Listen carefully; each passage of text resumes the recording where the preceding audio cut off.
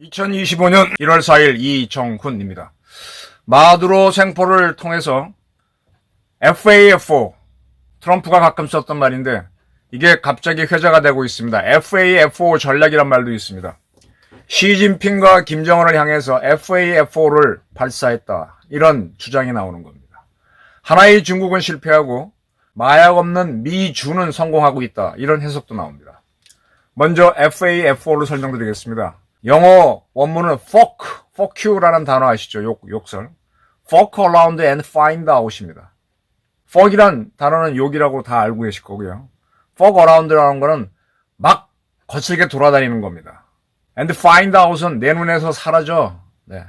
서성거리지 말고 꺼져, 이런 겁니다. 내 앞에서 꺼져. 네. 이 FAFO는요, 헤그세스가 한번 이야기했죠. 트럼프 대통령은 이렇게 측근들과 이야기할 때 굉장히 슬랭, 저속한 용어로 사용한다. 네. 헤그세스에 따르면 트럼프는 적들 향해서 FAFO, 서성대지 말고 꺼져 라는 말을 자주 했다, 그런 적이 있습니다. 이 FAFO는요, FAFO는 금융시장에서도 사용되는 그냥 용어입니다. 어떤 누군가가 무모한 행동을 했는데 그 결과가 자신에게 돌아올 수 있죠.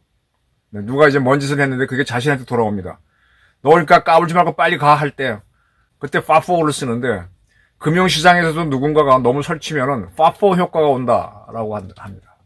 저놈이 너무 설치기 때문에 저놈이 깨질 거야. 그래서 무리한 경영을 하거나 하는 자들에 대해서도 FAFO를 하고 있다라는 얘기를 합니다. 한답니다. 저도 이거는 이번엔 처음 알았습니다. 이 FAFO라는 단어를 트럼프는 25년에 대통령이 되고 난 다음에 사용한 적이 있어요.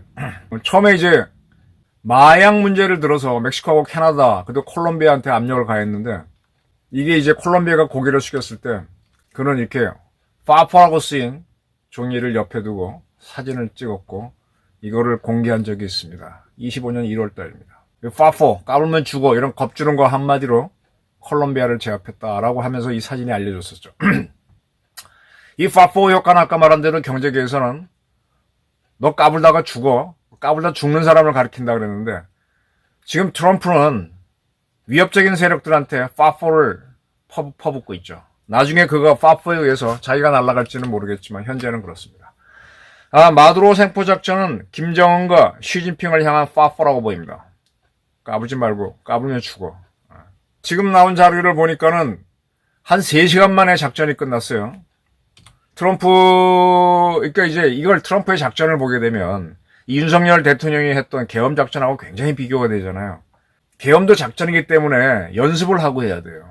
근데 트럼프는 이 마두로가 숨어있는 아지트, 안가겠죠. 그 안가 안에 다시 또 안가, 강철로 된 방이 있다, 그것까지 다 알게 했습니다.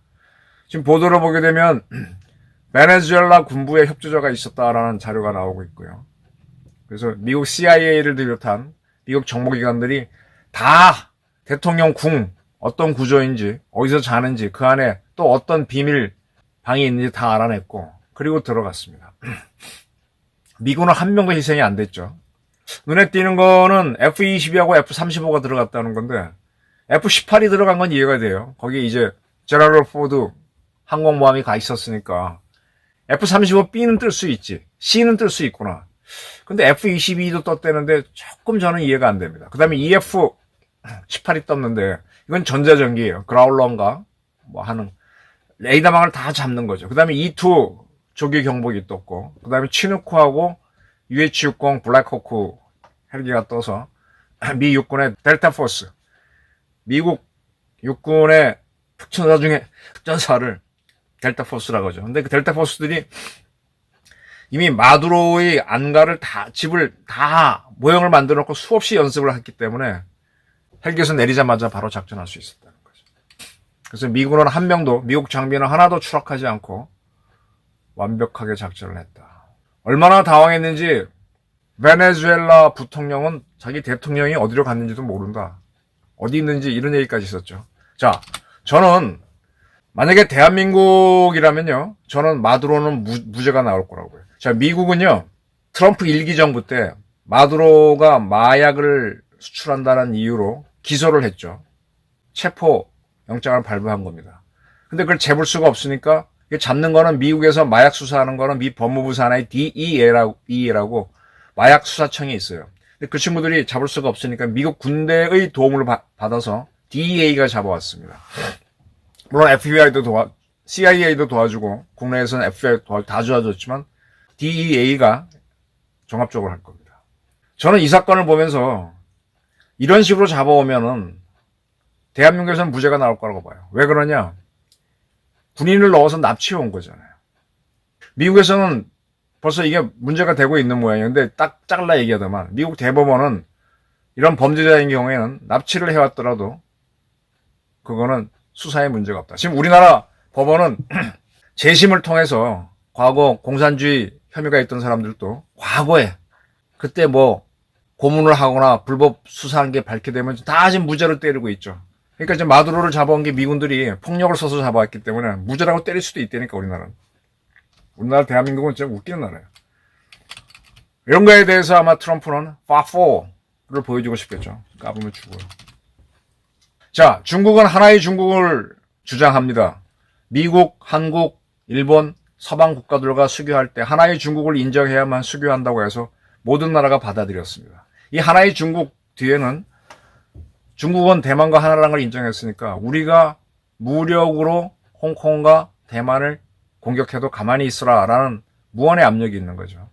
근데 미국이 대만하고 단결을 하면서 대만 관계법을 만들었습니다. 그 법에는 미국은 대만의 안보를 지켜준다는 조항이 있어요. 따라서 이제 그냥 대만이 동의해서 중국에 들어가겠다라는 건 어떻게 할 수 없지만 무력으로 친다 그러면 미국이 막을 의무가 있는 거죠. 미국은 국내법으로 대만을 보호하는 겁니다.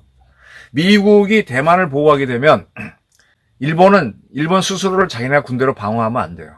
일본 방어는 미군이 책임지는 겁니다. 그럼 미군을 보조하기 위해서 일본이 보조하는 군대로 만든 게 자위대입니다. 그래서 일본 자위대는 동북아 주변에서 일본은 물론이고 일어나는 사태가 있으면 미군이 참여하면 그걸 도로 갈 의무가 있습니다. 근데 그 도로 가는 의무 지역이 어디까지냐가 항상 문제인데 베트남전 때 보게 되면 일본 자위대는 가지 않았죠.